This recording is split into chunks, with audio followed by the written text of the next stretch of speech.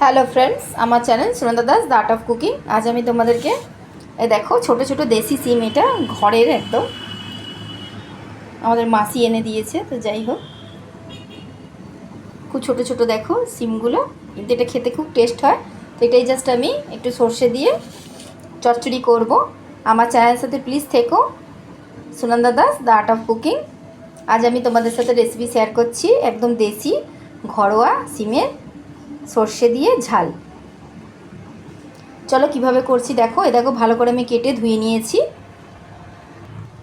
কড়াইতে জাস্ট সর্ষের তেল ফোড়ন দিয়েছি, আর তার মধ্যে কালো জিরে ফোড়ন দিয়েছি। দেখো তার মধ্যে আমি এই কেটে রাখা সিমগুলো দিয়ে দেবো।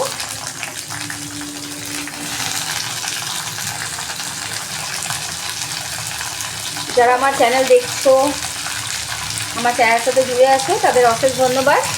আর প্লিজ তোমরা কমেন্ট করে আমাকে বলো তোমরা কী রেসিপি দেখতে চাও। আমি চেষ্টা করব তোমাদের সাথে একদম সিম্পলভাবে সেই রেসিপিটা শেয়ার করার জন্য। দেখো যে সিমগুলো আমি কেটে রাখা সিমগুলো দিয়ে দিয়েছি। এর সাথে আমি অ্যাড করব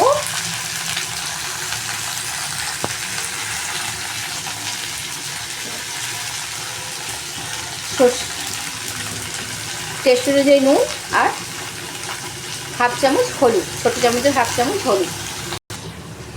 দেখো আমি টেস্ট অনুযায়ী নুন আর হলুদ দিয়ে দিয়েছি। এবার জাস্ট এটা একটু 10 মিনিট ভেজে নেব।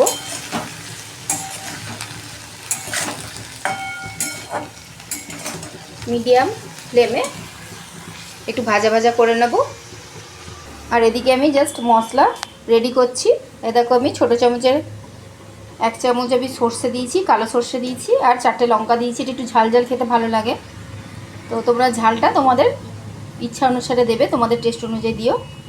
এটা আমি জাস্ট ভালো করে বেটে নেব। আর এর সাথে দুটো টমেটো অ্যাড করব, টুকরো দুটো টমেটো অ্যাড করলাম। এটা ভালো করে স্মুথ একটা পেস্ট করে নেব। দেখো স্মুথ একটা পেস্ট করে নিয়েছি। এবার জাস্ট এটা একটা বাটিতে নিয়ে নেব জল বুলিয়ে। আর এদিকে ছোটো ছোটো সিমগুলো ভাজা হচ্ছে। আরও 5 মিনিট আমি ভাজবো। একটু ভাজা ভাজা হয়ে গেলে আমি সর্ষেটা অ্যাড করব। সিমটা দেখো ভাজা হয়ে এসেছে, ঠিক আছে।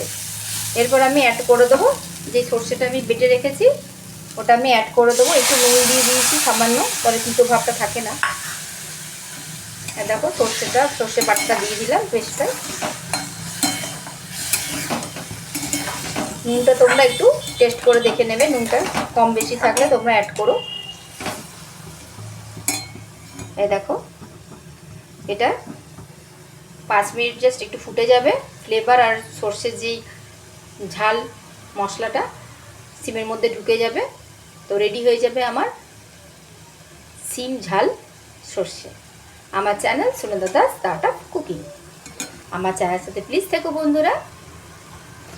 দেখো জাস্ট সিদ্ধ হয়ে গেছে সিমগুলো। দেখো ভাজার সময় 80% সিদ্ধ হয়ে গেছিলো। আর আমি জাস্ট এই সর্ষের ঝালের মধ্যে এটাকে আরেকটু সিদ্ধ করে নিচ্ছি, যাতে ফ্লেভারটা আর মশলাটা ঢোকে।